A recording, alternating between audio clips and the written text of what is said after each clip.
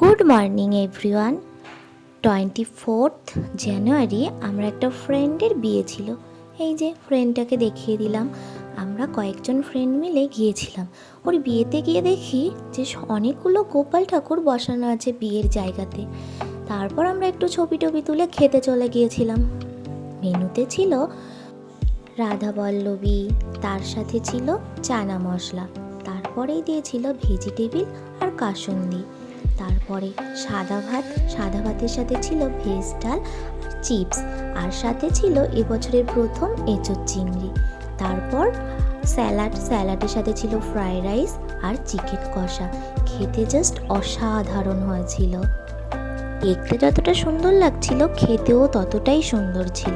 তারপরেই ছিল ফ্রুট চাটনি, পাঁপড়, ছিল সাথে সন্দেশ, রসগোল্লা আর লাস্টে আইসক্রিম ও পাস। Thank you.